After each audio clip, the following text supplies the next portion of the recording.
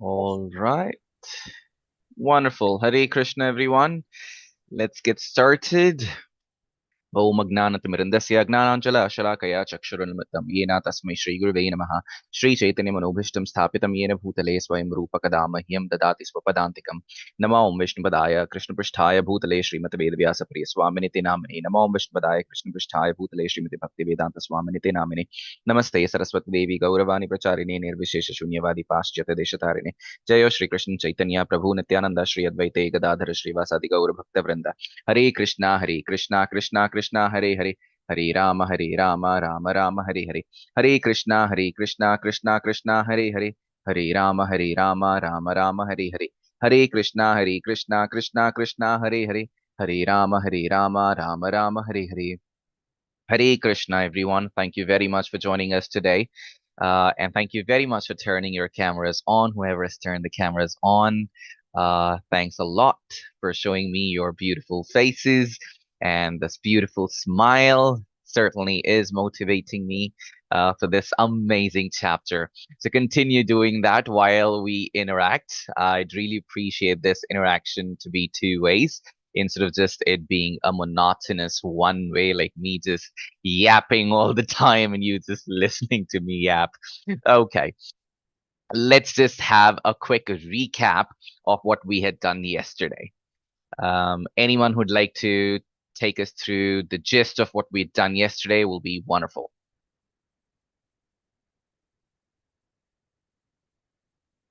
Hare Krishna. Okay, so I see in the chat we learned about remembering Sri Krishna at the time of death in Arjuna's 8 questions. Yes, wonderful. Okay, so in brief, yes, that's it. But what are Also, those 8? Yeah, we've learned the story of Ajamila. Yes, wonderful. Prabhuji, it also describes the factors that determine the destination of soul after death, and also what is our state of mind when the soul is leaving the body. So, Right. whatever the state of mind, we tend to be reborn as that. Exactly. Yes. So we take birth, or the form of body that we take in the next janma, the next life, is determined by the last few seconds of our life. Yes, that's right. Um, and then would someone like to throw some light on those 8 questions, or is that too deep for a recap? We like what is Brahman and what is the cells, what are the effective activities, and what is the material manifestation, Adibhuta, and what are the demigods, and how does the Lord sacrifice, live in the body, and in which part does he live? And I think how to remember Krishna at the time of, I think God, at the time of God or something. At the time of death. Remembering Krishna by pure bhakti. That's right. Wonderful. Thank you very much, Mataji. Just an amazing remembrance. Thank you.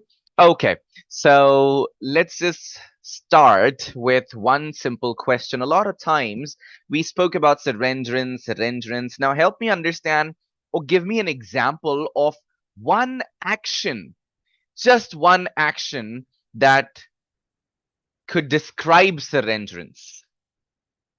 How is surrenderance done? If you have to surrender, and if the word surrender has an action, how would you perform it? How would you describe it?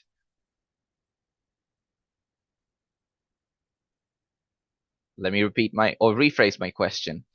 We spoke about Dandavat Pranam. Okay, yes, once. Okay. Why Dandavat Pranam?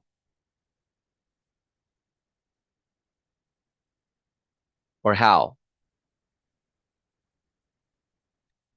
So dandavat, danda, which means as the stick lies. So we are lying and offering our prayer. So that's dandavat pranam. That's one. What's the next one? Understanding our constitutional position towards Krishna. Action. I'm talking about inaction. So that is, in memory, right? If you have to project what's there in your mind, how would you project it to someone without talking? Or how would you project it to Krishna without talking? By glorifying. Lifting our hand. In your Sorry, heart. sorry. By glorifying. Okay, but by glorifying, we're still talking. By lifting our hands when we chant. Absolutely. When someone's attacking you, cut, or with knife or with anything for that matter, the first thing that we do is cover our face, cover the body, or do something with the hands just so we could cover ourselves, right? But by lifting your hands up, when you lift your hands up, if someone's attacking you, there is no way you could, control that particular thing. Therefore, when you lift your hands up completely, which means you've given the entire body and soul, you left the body and the soul, and you let him take charge of you. Okay, so that's one action. Therefore, at least since today marks exact 50% of Bhagavad Gita, from tomorrow when we start the Hare Krishna Mahamantra, please ensure that you lift your hands up and offer your surrenderance to the Supreme Personality. Can we do that? Yes? No? Maybe? We'll try. Yes, Prabhuji. Wonderful. Wonderful. Okay, so let's get started with the presentation. Let me share the presentation. So here it is. Now, all the questions that you have, please make notes of the questions. I'll answer the questions at the end. Is the screen visible to all of y'all? Yes, Prabhuji. Wonderful. And is my accent understood or fathomable to everyone? Or is it too much? Or is it weird? I can talk in different accents. Whichever accent you want me to talk in, I will talk in that particular accent just to ensure that you understand everything clearly. So whichever accent you want me to talk, just let me know if you're not able to follow me. Clear? Yeah, I don't think I can do that for long. Just wanted to ensure that everyone understands. Yeah, we are all able to understand, and it's very clear. Wonderful, wonderful. So let's get started. Right. So the 9th chapter, like I told y'all earlier, in between the 6 chapters in between is like the cream of the sandwich. And out of this cream of the sandwich, this chapter is even more delicious cream. Okay, so let's look into it. Let's dive into it and relish and cherish. So Raja Guhyam Yoga, that's the name of the chapter, which means it's the most confidential knowledge. All right. Okay, now here Arjuna is not asking question, but in continuation to what was told earlier or what was asked earlier, sought earlier, now Krishna is saying, because you're so dear to me and because you do not envy me, I am giving you this particular amazing information, which I wouldn't give to anyone. All right. Now Krishna said, I can reveal you, Arjuna, because you're not envious of me. Now this is the most important criteria. Whenever anyone's envious, so let's just say a lot of times this is what happens in Kali Yuga. Hey, shush, don't tell anyone that we're going on yatra. Hey, shush, don't tell anyone that we bought this in our house. Hey, shush, don't tell anyone that your sister, your brother, or someone's going to America to pursue their education. Why? Because people are envious, right? We do that. We hear that, don't we? Yes, no? Or at least we hear that. Or at least we see people doing that. Of course, nobody would agree that we do it. Right? But yes. Have you seen someone doing that? Let me just ask this so I could hear a yes. Have you seen someone doing that? Yes, Prabhu. Yes, yes. Wonderful. Wonderful. So yeah, that's what happens because, if someone's envious, it pulls us back. We don't want them to know everything that's happening in our life. We don't want them to know the happy things, the good things that's happening to us in our life. Therefore, we don't reveal to them. And that's what Krishna is trying to say. Since you're not envious, Arjuna is not envious. Therefore, Krishna said, I'll reveal this to you. Now, just to understand, who could be envious of Krishna? Of course, there are a few people. We cannot talk about them. We don't want to talk about them. But yes, there are a few people who are envious of Krishna. But my question remains, how? How on earth could you be envious of the Supreme Personality? What are the opulences of Krishna? Beauty, Wealth, fame, beauty, knowledge, strength. fame, renunciation. Right? So strength. Yeah, someone also spoke about strength. Yeah. He is so powerful. He is so beautiful. He has so much of knowledge. What are we? Tuchya manushya. Right? What are we? Just maybe an insect, not even an insect, right? Because in Brahma Lok, Brahma must be looking at us tinier than insects, right?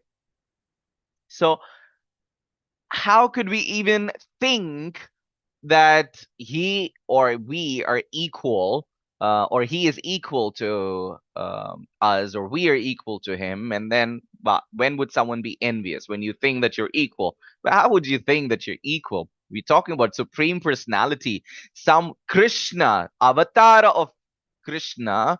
When he came 5,000 years ago, we're still talking about him. 500 years ago, Sri Krishna Chaitanya Mahaprabhu, we're still talking about him.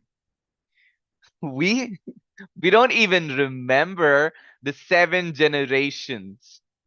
Just the 7 generations.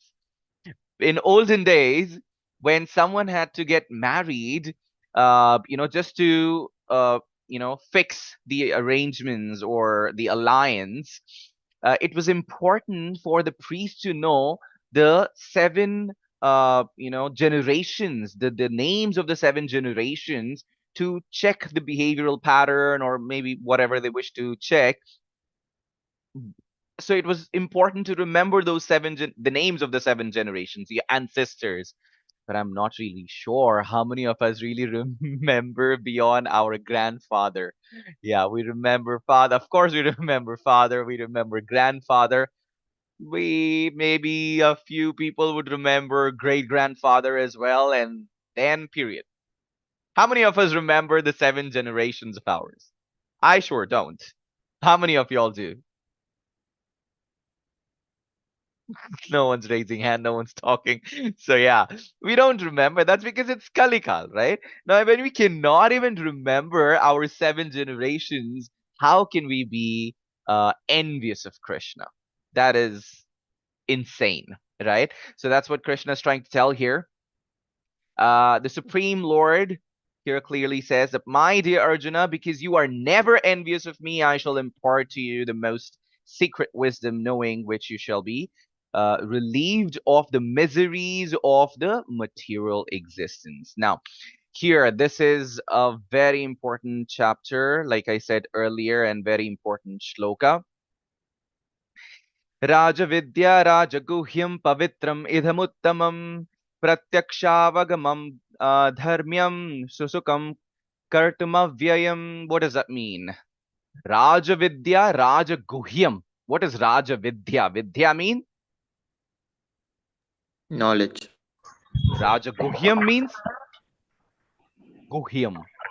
Secret. Secret. Secret, right? So here Krishna says, here I'm revealing you the secret of the secret knowledge.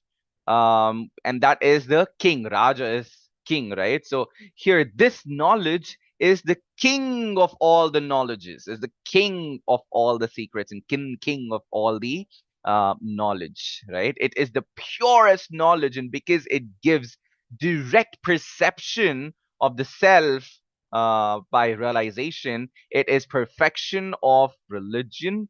It is everlasting and is joyfully performed, right? Susukam kartum avyayam. Susukam kartam. It's performed happily, joyfully, right? Okay, now those who are not in faith or those who are not faithful at all on the path of devotional service cannot attain me. Of course. How and why would anyone attain, when they're not perfect? Because if they're not faithful, I'm sure they're not following the regulative principles. If they're not faithful, they are not, following the path laid by the Supreme Personality.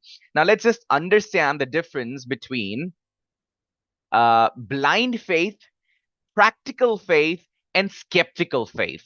Okay, so let me just stop sharing the screen so I could see y'all. Turn the cameras on, please, and let's have this discussion for a couple of minutes. Okay, turning the cameras on. Dikshit Prabhu, Shriram Prabhu. Anyone else trying to turn the camera on? Yes, please turn the cameras on. All right, let's have this discussion. Who would help me understand the difference between the practical knowledge, skeptical knowledge, and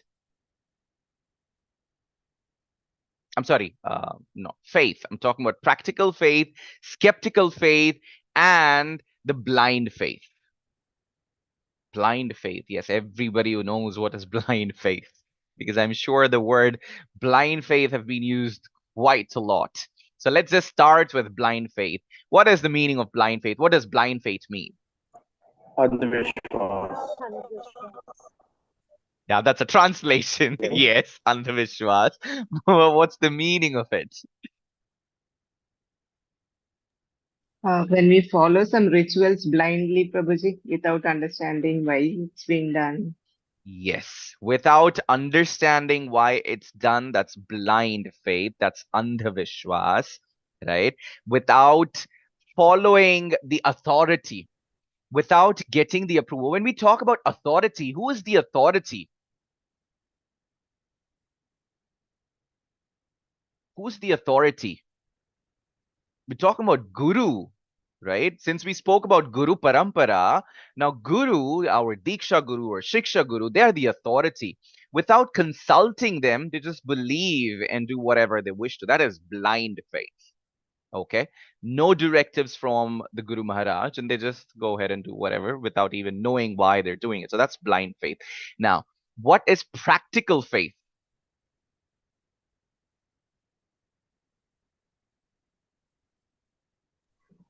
Faith in What is- scripture. Sorry, faith in, your voice broke. Scriptures. Scriptures, faith in scriptures. That's practical faith.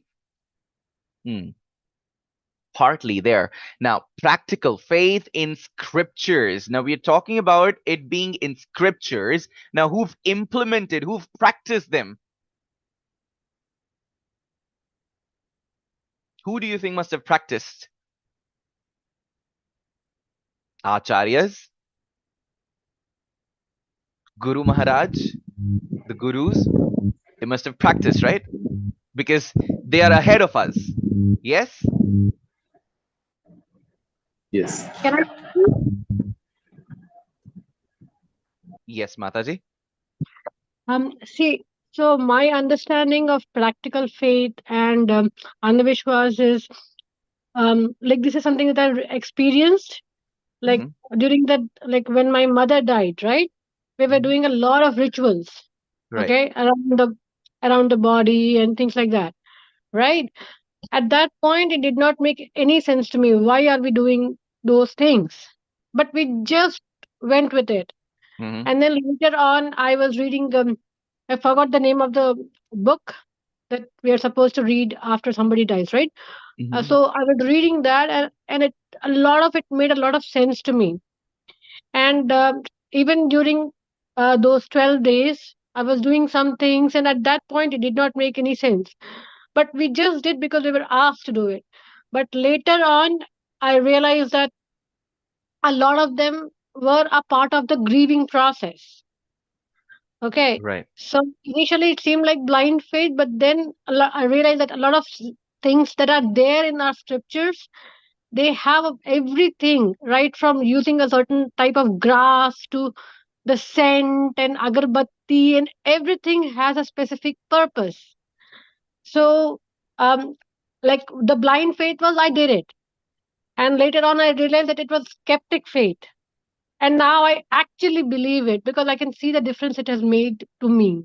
Wonderful, wonderful. That's a amazing example. Yes, that is right.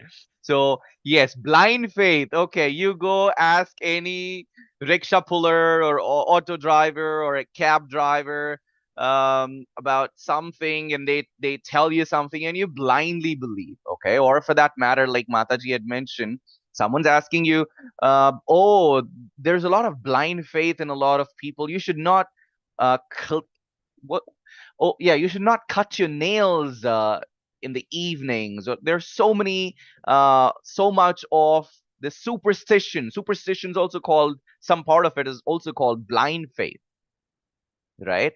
Now, because you don't know why it's said and you don't want to know, or even if you want to know, the person who has to give you the knowledge, the person is not available, or you decided not to know it. So that is blind faith. Now, practical faith is you approaching the Guru Parampara, you approaching your Guru Maharaj, and getting to know how to do, what to do, and then doing it because they've done it already. So you get that practical knowledge from them. Skeptical, you give them all the answers, they're confused. They don't know what to do. They say this is right, they say that is also right. Sometimes they say this is wrong, and sometimes that is also wrong. So they're never able to fix their mind on anything. They always question. So that's skeptical. Okay. Now there are a lot of people who are skeptical because yeah, the term science these days, they don't even realize that science exists from the Supreme Personality himself, right? Okay, so let me just share the screen again.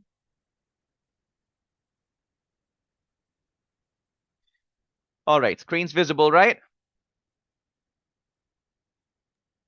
Yes, Prabhuji. Okay, Yes. wonderful. So that's what we're talking about here. Those who are not faithful on the path of devotional service cannot attain or conquer or foes, but return to birth and death in this material world. If you don't remember, if you don't have faith in Krishna, if you don't believe in what Krishna said, then the Chakravyu of you falling in that, what is this, circle of life? Janma mrityu jara vyadhi, right? So you fall into that trap and then it just continues to repeat. Okay. By me, my unmanifested form, by me in my unmanifested form, this entire universe is pervaded. All beings are in me, but I am not in them.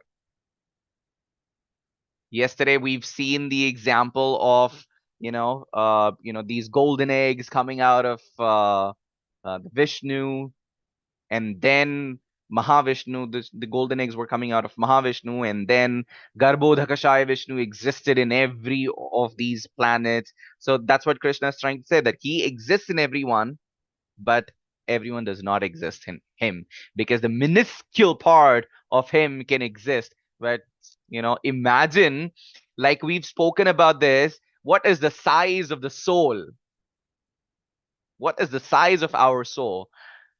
If you cut your tip of the hair, just the tip of the hair, if you divide the tip of the hair into 100, and then again divide each of that into 100, that is the size of our soul. So if our soul is that minuscule, then how is it even possible for us to enter into anybody but super soul?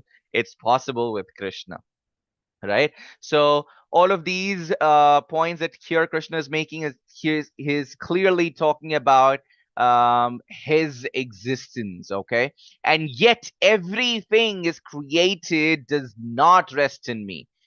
Behold my mystic opulence. Although I am the maintainer of the living entities, and although I'm everywhere, still myself is the very source of creation. Of course, he's the source of creation, right?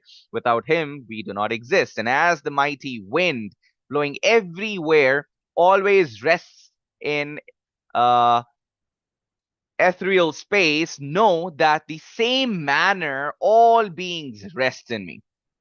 Right? Again, here he's saying the whole cosmic order is under him. Of course, because he's again talking about what all is under him, what all he is, what is he, right? He does not have to do all of that, but he's doing it just so people like us could realize who he is, right? And by my will, it is manifested again and again. And by my will, it is annihilated at the end. So we spoke about Brahma, creating in the morning and destroying everything in the evening. So that's how long Brahma's life is. All of this happens with whose permission? Unless and until Brahma has the Supreme Personality's permission, he will not be able to do that. So he does it because of the permission that he's received from the Supreme Personality, right? Would someone like to take the opportunity to recite the shloka? Shall I, Prabhu? Yes, Mataji. मयाध्यक्षेण प्रकृति सूयते साचराचरम् हेतुनानेन कौन्तेय जगत् विपरिवर्तते. This Right. material nature is working under my direction, O son of Kunti, and it is producing all moving and unmoving beings. By its rule, this manifestation is created and annihilated again and again. Right. So the whole material nature is under the control of Krishna. It is not, the material nature is not independent, right? Now, when Vedavyasa also sat on meditation, he saw the Supreme Lord, and then he saw that Maya is totally under the control of the Supreme Lord. So the material nature, when we talk about material nature, of course, Maya exists in the material nature, but Maya is in control of the Supreme Personality. So the material nature is under the control of, clearly under the control of the Supreme Personality. Okay. All right. Yes, someone else likes to take the opportunity to recite the shloka?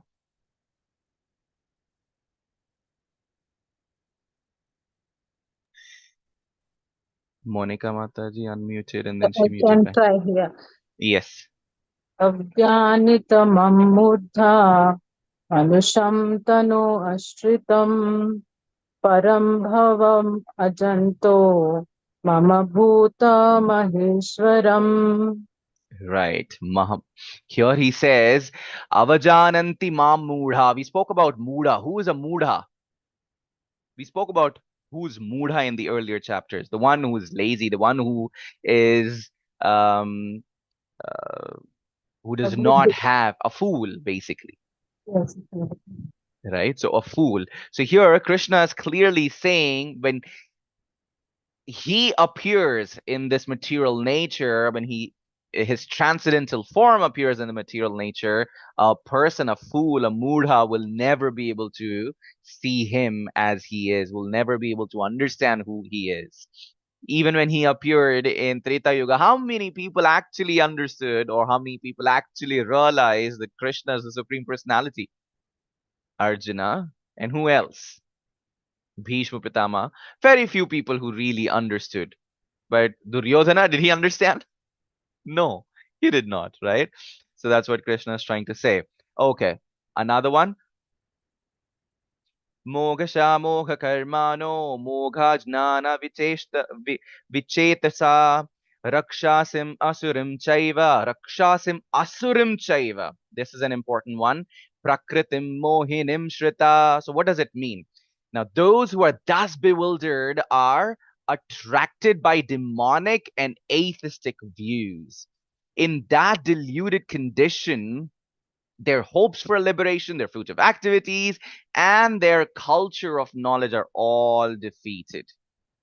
This is very important. There's in Brihad Vishnu Smriti also it's clearly mentioned about this. All right, anyone who uh, you know does not or who considers Krishna to be a normal individual or a human or a person, anyone who considers Krishna to be just a normal individual. A lot of people say, yeah, Krishna appeared as a supreme personality, so he just appeared as a as a human, so which means he's a human. So whatever they wish to say. Now, anyone who says all of that is clearly a fool.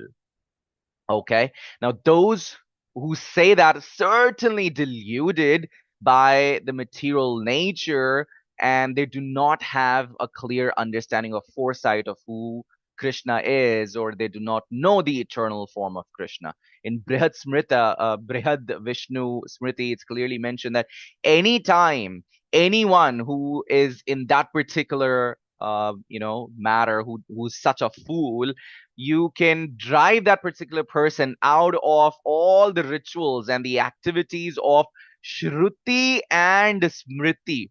Just remove that particular person from your mind and from your voice, because there's no point in talking or recollecting such an individual. There's no point at all. In fact, even when you come across such an individual, even when you see such individual face to face, just ensure that you take a quick shower, or take shower immediately, because you have to get rid of that particular infection, such an infection from your body, because you don't want to be that particular fool who considers Krishna to be an ordinary personality, right? Okay. Can I, Prabhuji? Yes, Mataji, go ahead. Mahatmanastu mam partha दैवीं प्रकृतिमाश्रिताः भजन्त्यनन्य मनसो ज्ञात्वा bhutadimavvyayam. O son of Kruta, those who are not deluded, the great souls, are under the protection of the divine nature. They are fully engaged in devotional service because they know me as the Supreme Personality of Godhead, original and inexhaustible. Hare Krishna. Hare Krishna. Thank you, Mataji. So the one who's the original and inexhaustible, which means he is eternal, right? So anyone who knows that he's eternal will always be under the protection of Krishna, will always ensure that they continue their devotional service, just like our Acharya Srila Prabhupada. He was such a great devotee. He continued his devotional service irrespective of what happened. Imagine when he went to the United States, he was sitting in the park and chanting Hare Krishna Mahamantra, doing Sankirtana. There were so many hippies. We spoke about this. There were so many hippies next to him. But he did not get attached or attracted by these hippies or their culture. In fact, he attracted them. In fact, Srila Prabhupada just asked them, what does this particular item that you smoke does to you? So someone said, it gives us ecstasy. So Srila Prabhupada said, okay, so without that particular thing that you're doing, I can give you that ecstasy. And then he served Krishna Prasad to all of them. He gave them the knowledge of the Supreme Personality, and then they, any time and every time they had a Sankirtan, they said, yes, this is the ecstasy that, in fact, we could not have even imagined the ecstasy that we're getting right now than what we actually got before. So this is another example of, okay, let me ask y'all, who knows about the picture? There's a picture. Does someone know the story? Anyone? Okay. I believe nobody knows the story. So the story is about Madhavendra Puri, His Divine Grace Madhavendra Puri. Who is Madhavendra Puri? He is the Guru of Ishwar Puri Maharaj. Now, who is Ishwar Puri Maharaj? He is the Guru of Sri Chaitanya Mahaprabhu, right? So that is Madhavendra Puri for us. He is Madhavendra Puri. Now, what happened is, of course, Madhavendra Puri was a great devotee, because if we receive the knowledge of Hare Krishna Mahamantra from his second line devotee, Sri Krishna Chaitanya Mahaprabhu, imagine what a great personality Madhavendra Puri was. Right now, what happened is he went to Vrindavana and he was following the Ajagara. What is the meaning of Ajagara? Which means the saints who follow Ajagara, what they do is they continue chanting Hare Krishna Mahamantra, or they continue their meditation, they continue their worship or the chant without, going to anyone and everyone for food. So he would not go to anyone to ask for food. He would just sit there and chant. And if anyone sees him chanting continuously without eating, and if they come by, drop by, and give him some food, he would eat. Otherwise, he would just, um, fast, right? So he was following a jagar. Now, what happened was one day, a beautiful boy walked up to him, and then he offered him milk. So he said, Madhavendra Puri asked, "Who are you?" So the boy said, "Well, I'm just a cowherd boy in this particular village in Vrindavana. And the ladies who were milking, the women who were milking, saw you, and they've seen you not eat anything for quite some time or for a few days. So nobody should be hungry in Vrindavana. Therefore, I got you some milk to drink." So Madhavendra Puri found it very beautiful. So he just kept looking at that beautiful boy. He took the pot of milk, and then he drank and he slept. Now in his dream when he slept, the same boy, the Krishna, in fact it was Krishna who came in front of Madhavendra Puri.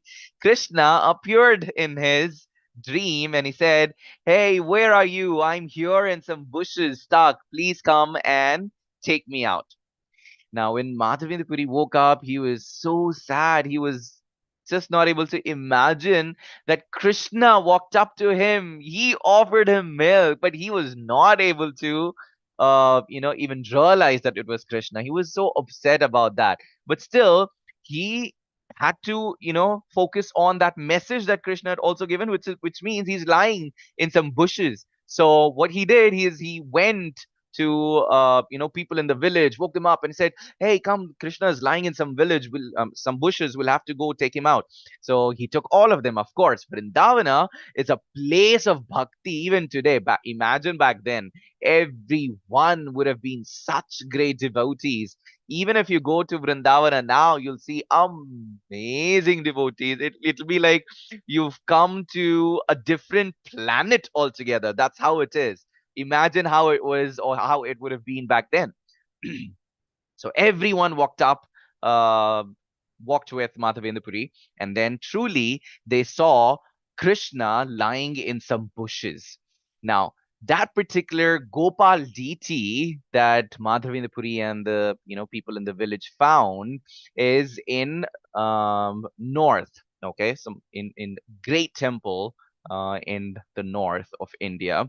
He's called the Gopal deity. Okay. Now imagine how great of a saint, how great of a devotee Madhavendra Puri was for Krishna to appear in his dream and tell him where he's lying. Of course, and then after a lot of people tried to do the same thing and, false act. But that's a different story altogether. We've spoken about Srila Prabhupada as well, how great of a devotee he is.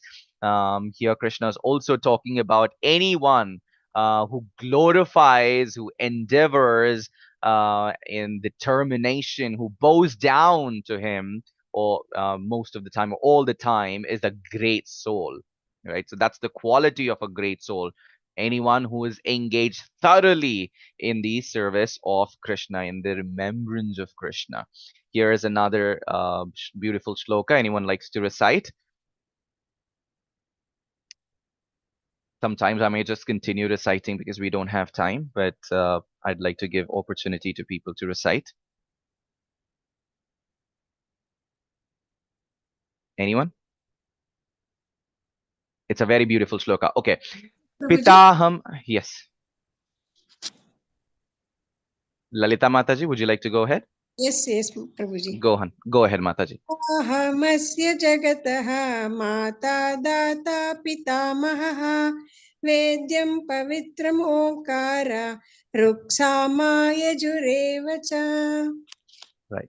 Thank you, Mataji. Pitamaha. So he is the father. Mata, he is the mother. Right? So he clearly says, I am the father of the universe and the mother that support and the grand and the grandsire as well. He is, in fact, he is the sound of the Om, as we can clearly read, is the Vedam Pavitram Omkara, the sound of Om. He is the Rigveda, Samaveda, and Yajurveda himself. He is the Rigveda, Samaveda, and Yajurveda. So he's clearly talking about it. Now here in the next shloka as well, we will hear a lot about the Vedas and the ones who think that they've read Vedas. So here it says, I am the goal, the sustainer, the master, the witness, the abode, the refuge, and the most dear friend. I am the I am the creation and the annihilation, the basis of everything, the resting place, and the eternal seed. Oh Arjuna, I control heat, the rain, the drought. I'm immortality, and I'm also death personified. Both being and non-being are in me. All right. And those who study the Vedas, this is a very important one. Those who study the Vedas and drink the Soma juice, seeking the heavenly planets, worship me indirectly. We've also spoken about this in the earlier chapters. When you desire some material benefits, what you do, you go to Devi Devatas, offer, some, maybe a coconut or something, and then you ask them to give whatever you want. And then what happens? Devi Devatas go to Krishna and says, you know what? He's, pestering. He's asking continuously. Can we just offer? Can we please grant him that particular wish? And Krishna, if he loves you, so of course he says, okay, because you're continuously asking, go ahead, give it to him. So they offer, right? So, but Krishna always talks about, why don't you all come to me directly? Very clear example is, let's just say that you want something. This is something that we always do, right? We want something, we go ask mother. We don't go ask father, but at the end of the day, it's the father who's giving it. So we go ask mother for it, so that mother could go slowly talk to the father, convince, and then get. So that's the same thing, but actually we're getting it from the father, right? So that's what it is. So Krishna is the actual individual, actual sorry, not individual, actual personality, or the supreme personality who's offering whatever we're getting from the Devi Devatas. Again, the same point is about the Vedas. Whoever drinks the Soma Rasa of the Vedas, the ones who think that they've attained all the knowledge of the Vedas without even realizing who Veda is, like clearly Krishna has mentioned that he himself is the Rig Veda, he himself is the Yajurveda, he himself is the Vedas, right? So in spite of him telling this, if people don't understand that he is the Veda, by just reading the Veda, by just following some rituals of the Vedas, by just understanding, the ways to offer some prayers, recite some mantras, that does not mean that they have aced the path. That does not mean that they've clearly understood who the Supreme Personality is. Okay, they've read the Vedas, they've understood some portion, they've realized it. So what happens? Within this particular material world itself, there's something called heavenly planet. So they go to that heavenly planet, they enjoy for some time, and then they return to the same chakravyu of Janma Mrityu Jara Vyadhi. They again will have to come to this material place, and then they'll have to continue their bhoga, but which is temporary. But then the one who understands that it is Krishna through whom we get anything and everything, and once you know who Krishna is and follow the path and follow the regulative principles, there is no returning back. That is temporary. Everything else is just permanent, just like the flickering light, right? If there's no proper power, or if it doesn't have proper circuit, it just flickers. But if it has a proper aligning of electricity, it just glows continuously. That's what it is. Okay. Yeah, the next one. Would someone like to take this opportunity to recite the shloka? If no one reads, I'll read, Prabhuji. Go ahead, Mataji. Ananyas chintayanto mam ye janah paryupasate tesham nityabhiyuktanam yogakshemam mahamyaham.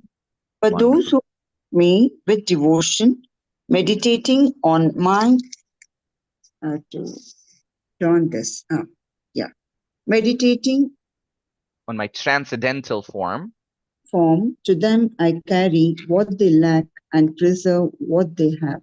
Hare Krishna. Right. Hare Krishna. Thank you, Mataji. So this is, I'd say, the most famous shloka. This is an amazing shloka. Out of all the shlokas, if someone asks which is the most important shloka of all in Bhagavad Gita, then that is this. That's why you also see these 4 lines of shloka being part of Vishnu Sahasranama as well. And if you see ICICI also made this as, their slogan or something.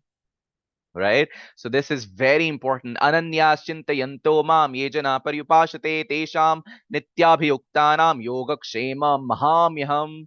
Yogakshemam mahamyaham. Very important part. Which means, now, let me give you an example of this particular shloka and tell you. Now, there was an acharya, a wonderful acharya from Sri Sampradaya, whose name was Yamunacharya.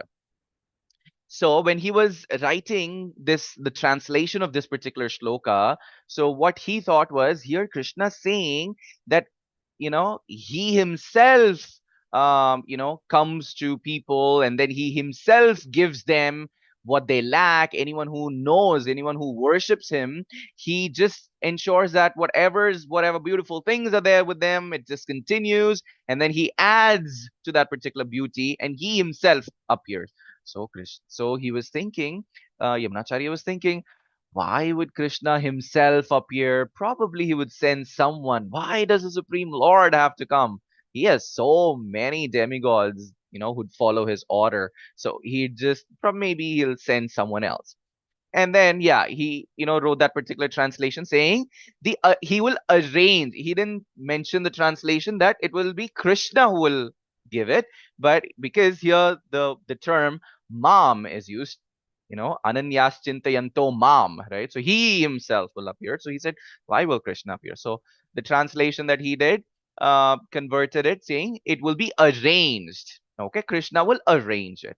And then, after that shloka was written, translated, he went to have shower. And when he was having shower at his home, two young boys came with cart full of grains, beautiful, amazing A1 quality grains, multiple grains, so heavy, maybe 30-40 kgs of each bag.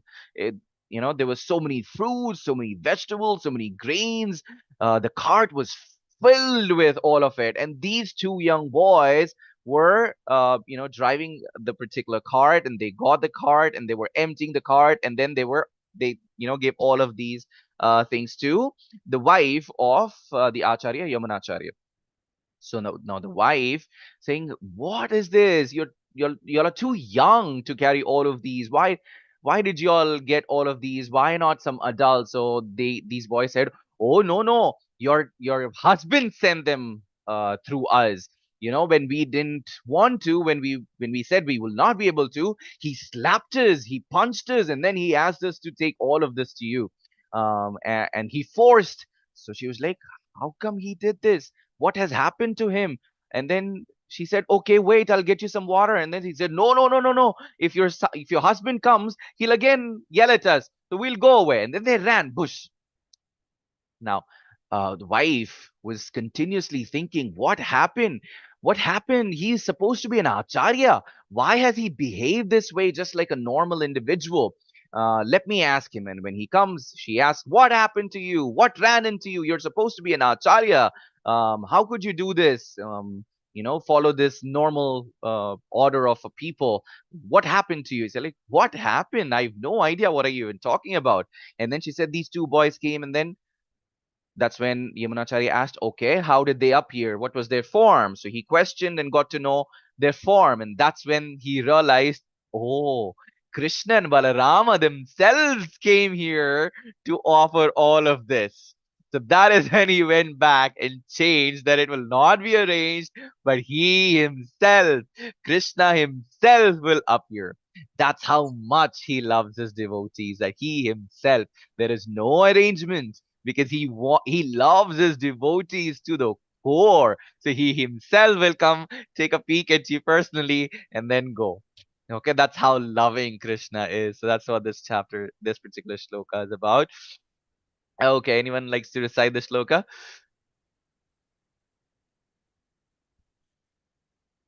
Swayam Prabha Mataji? Yes, Prabhuji, I'll read. Yes, go on, Mataji.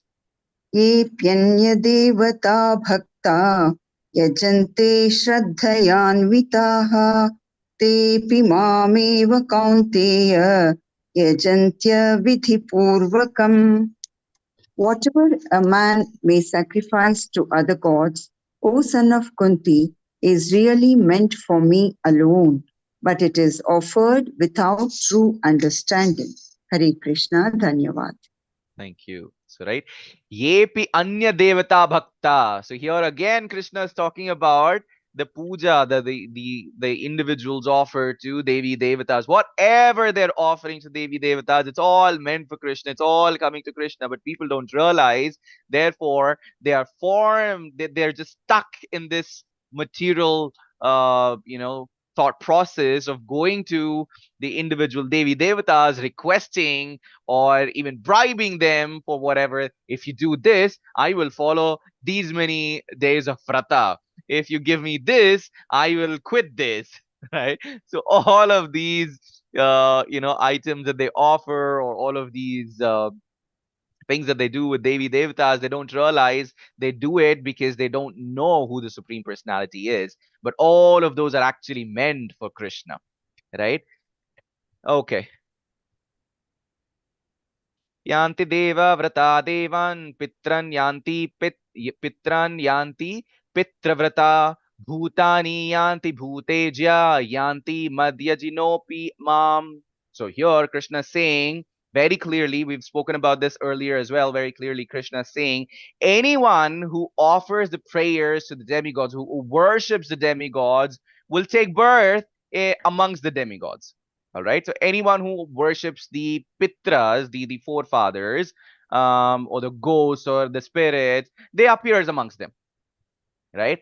And anyone who offer or who worships the Supreme Personality, simple, they will appear, they will live with the Supreme Personality. That's what Krishna is trying to say. So which means and the only thing that is permanent amongst all of these, either you go to the demigods or your Pitraloka, or for that matter the ghostly planets or the spirits, anyone who does all of these will any which ways have to fall into this chakravi of Janma Mrityu Jara Vyadhi, and then after whatever they want to have the bhoga, they will again have to fall down to this material existence. But then anyone who goes to Krishna will never return, because we're going back home. And when we go back home, we are like these kids who just left in the morning, and Krishna is waiting in the balcony for us. So when we go home, he will ensure that he feeds us,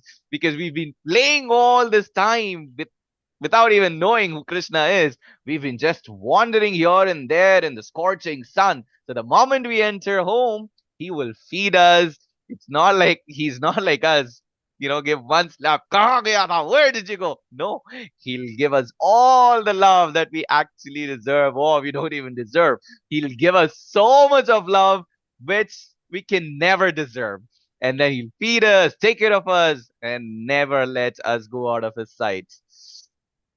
Okay, this is a very important shloka, very important because of what we see happening in the material world, the material existence. And I'd really appreciate all of y'all to recite this particular shloka, or even by heart this particular shloka if possible. Patram pushpam phalam toyam yo me bhaktya prayachati tadaham bhakti upahritam asnami prayatatmanah. Patram pushpam phalam toyam. Krishna has never asked him to give luxurious meal. A lot of people, these days, we could say mithyachara, all the days, every day, they do not offer anything. If you go to their house, if you go to the puja room's covered in dust, cobwebs, surrounded. The Supreme Personality is sitting there in God knows what condition. But just when they have to show it to the world, everything's clean, spick and span. There are flowers, there's toran happening, hanging here and there. And then they decorate the deity, they show it off to people, they create, they make so many items without even knowing how are they even supposed to offer the food. They offer so much and then they show it to people. Yeah, I woke up this morning, I did this, I had to prepare this, I had to prepare these many items. Oh, I'm tired, I did not eat anything. All the show off happens again. But did Krishna ask all of that? No, all that he said was anything which you can offer. There is no hard and fast rule. In the picture that you see, that's what it's maintained in the temples generally. That does not mean that you have to have a silver plate or silver platter for him. Anything, even steel plate which you're not using, just ensure that that particular plate is only for, the Krishna's bhoga. So anything, either patram, you don't have anything, just offer patram, just offer a leaf with love, just offer a flower, just offer a glass of milk or a glass of water, or just a fruit. Anything is fine. There is no hard and fast rule that you have to serve him chappan bhog, you have to serve him this, that. Anything that you offer Krishna with sheer love, he accepts it. But just ensure that whenever you offer anything with pure love, just ensure that you put a tulsi leaf on your naivedya, because Krishna does not accept anything without tulsi. So ensure that you offer the naivedya to the Supreme Personality with a tulsi leaf, right? That is very important. Of course, when will this come? When will this bhava arise? We've spoken about bhakti. We've spoken about the 9 stages of bhakti. Could anyone give me or recap of and let me know what are the 9 stages of bhakti that we've spoken about earlier? Yes. Anyone? Yes. Shravanam, Kirtanam, Vishnu Smarana, We'll come Archanam. to that particular part. Let's just hold. Shanti Mataji, I'll come back to you. Let's just hold that particular part. That is my next question. But my first question is, what are the 9 stages of bhakti that we spoke about earlier? Shraddha, Yes. Shraddha, and then Bhajan Shraddha, Kriya, Bhajana Kriya, Nishtha, Nishta, Ruchi, Ruchi, Asakti, Sakti, Bhava, Bhava, and Bhava, Prema. prema. Right. Wonderful. Yes. So we know that there are 9 stages of bhakti. Now, but how do we do that bhakti? That is the next question. And Shanti Mataji was answering that particular question. How do we do the bhakti? How does bhakti happen from us? What are those 9? How are again 9? How? Yes, Shanti Mataji, please help us. Prabhu, I don't know if I know all 9. Shravanam, Kirtanam, Vishnu Smaranam, Archanam, Vandanam, Dasyam, Sakyam, Atma Nivedanam. I'm leaving out one. Archanam. Archanam, Vandanam, Dasyam. Right? So that's Smaranam, Kirtanam, Smaranam, Kirtanam, Shravanam, Kirtanam, Smaranam, Archanam, Vandanam, Padasevam, Sakyam, Sakyam, and Atma Nivedanam. Did I cover all 9? Yeah. So, last is Atma Vedanam. What is that? Surrendering. So anyone with pure love, this is what we're doing. Shravanam, Kirtanam, Smaranam. That's what we're doing right now. We're recollecting, we're remembering, we're talking about Krishna, we're hearing about Krishna, right? So that's what we are doing right now. How are we offering bhakti is this. Okay, so there's no hard and fast rule. That's an important point. So please don't think that, oh, I don't have anything to offer to Krishna, then which means I'm not offering anything. Something's better than nothing. So just ensure that you offer some prasada to Krishna, and anything that you offer to Krishna, even if it is genetically modified, There is again no hard and fast rule. Everything that we're getting in this planet now is genetically modified. A lot of people, there's a particular cult that talks about, oh, this is genetically modified food. We only have organic food. We only serve organic food. Organic food is very expensive. Not everyone can afford it. Does that mean that they cannot offer anything to the Supreme Personality? Does that mean that the Supreme Personality in their puja room starves? Does that mean that they starve? Because they have to offer Naivedya to Krishna, they have to offer Bhoga, and then eat the Prasada. So if they cannot afford organic food, which means do they have to starve? That's why Krishna is clearly telling here, Patram Pushpam Phalam Toyam Yo Me Bhaktya Prayachati. Just try, Prayachati, right? Anyone who's even trying, okay? That is important, okay? All right.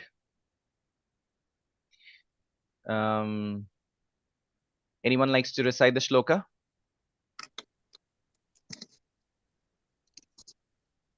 Shall I, Prabhuji? If nobody Go ahead. Go ahead, first. Mataji. Yes. Yat karoshi yadachnasi, yajjuhoshi dadasi yat tapasyasi kaunteya, tat kurushva madarpanam. O son of God, all that you do, all that you eat, all that you offer and give away, as well as all austerities that you may perform, should be done as an offering unto me. Hare Krishna, Dhanyavad. Thank you. So it should be done as an offering to Krishna, not as a show off. That is very important. This particular generation, now that we have YouTube, now that we have social media, I want to drop even 1 rupee in the bowl of a beggar. Oh, let me just take a selfie. You're not offering it to anyone. You're just offering it to the Supreme Personality. When you have that particular bhava, the phone will rest at peace. Right? You don't need to show your charities to somebody else. Your charities are supposed to be from your heart. And please know that when you're offering something to this, what can you even offer? First things first, who are we? With tuchya manusya, right? Everything that we have, every shwasa, every breath that we have is his blessing. What can we offer him? There is nothing that we can offer him. So what is that camera doing? What is that camera taking? Why all of that show off? We are not into that. A pure devotee would never do that. We are just ensuring that we offer anything to anyone, whomever. We are just nimitta, right? We're just the source. Whenever Krishna pleases to use us as the source, he uses us as the source to offer something to someone. And oh, that is amazing. Just imagine we are being of some help to Krishna. Isn't that wonderful to even feel that we're able to do something? Krishna thought of us of doing something for someone. That itself is a wonderful feeling. In that wonderful feeling itself, we just go ahead and do whatever we wish to. We don't even have time to think about anything else, right? So that's an important point. Yes, Mataji? Yes, Prabhuji. 29, right? Yes, From 9.29.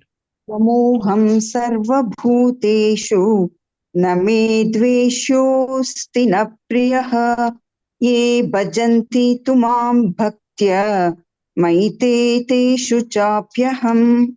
I envy no one, nor am I partial to anyone. I am equal to all, but whoever renders service unto me in devotion is a friend. He is in me, and I am also a friend to him.